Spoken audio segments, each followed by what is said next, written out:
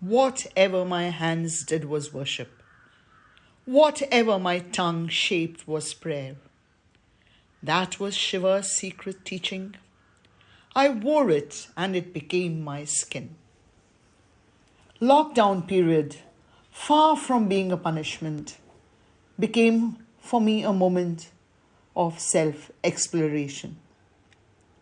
I wandered lonely as a cloud, truly in a Wordsworthian fashion. It was time for me to look around and think about knowing myself better, growing, evolving. The virus had come to teach us something. I stared upwards to see the creeper boundlessly giving us the flowers. It led my mind to a pathway. I tread this pathway so gingerly, wondering whether I have understood anything of life. The pathway that leads today to nothing. Life in COVID times has come to a standstill. Dreams cling to me like the creeper clings to the walls of my house.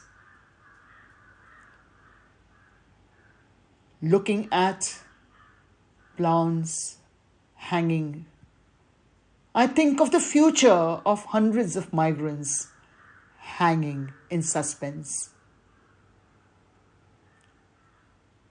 Flowers blossom in plenty,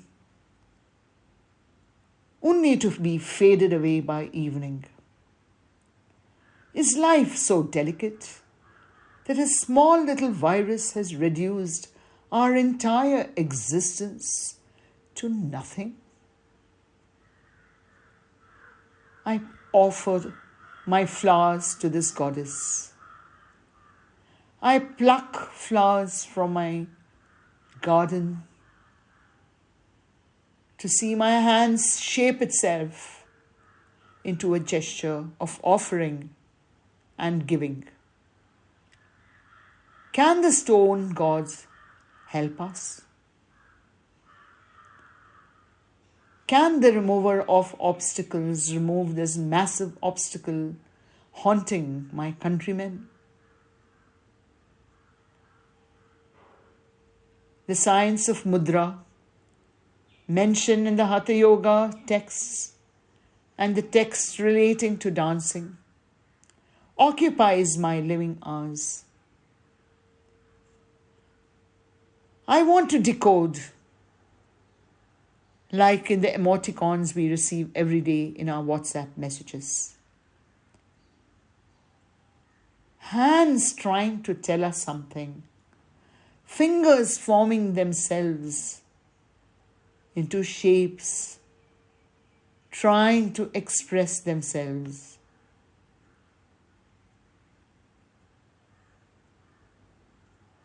I look around and I see the multiple ways in which the hands can speak.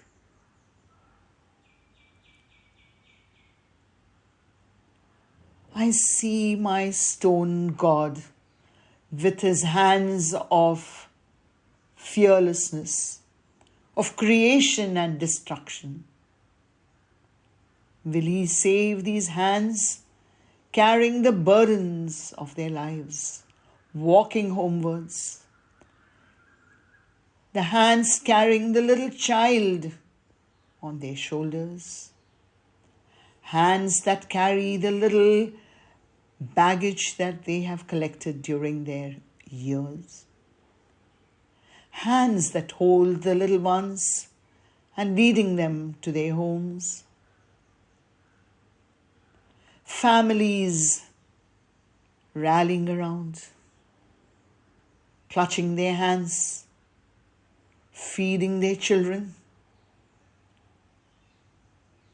Hands that caress the little ones, reassuring them to these difficult times. Hands that have been reduced to asking and begging. Hands that have reduced their dignity because they have to ask. I call this the Mudra of wants. The Mudra of want.